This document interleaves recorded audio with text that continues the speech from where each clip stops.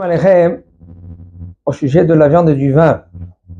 Il y en a des minagim que ils boivent pas du vin, ils mangent pas de la viande à partir de 17 Tammuz. Aval, le minag à Jérusalem et d'autres Mizrach de manger de la viande jusqu'à Rosh Chodesh Av. Et Rosh Chodesh Av inclus. Les Thémanim, par exemple, eux, quand ils étaient au Théman, alors ils avaient l'habitude de faire comme le Rambam, de manger de la viande jusqu'à la Souda Mafseket. Souda Mafseket, là, dit dans des Gemara, ils ne mangent pas de la viande. Mais sinon, ils mangent de la viande même pendant les 9 jours, 8 jours.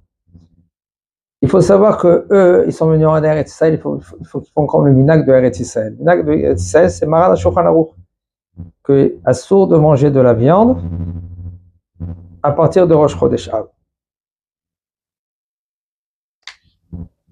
Selon les séfarades, le minag il est de boire du vin pendant ces jours-là jusqu'à Rosh Chodesh Av.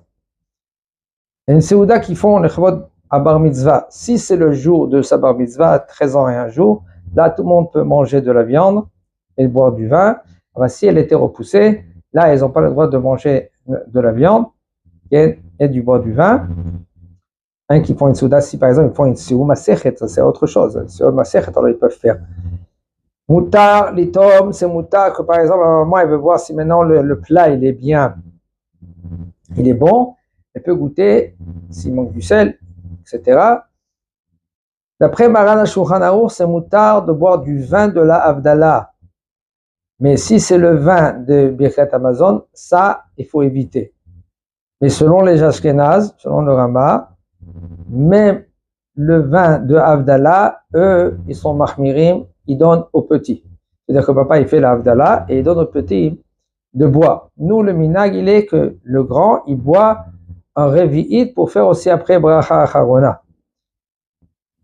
Chazak Baruch.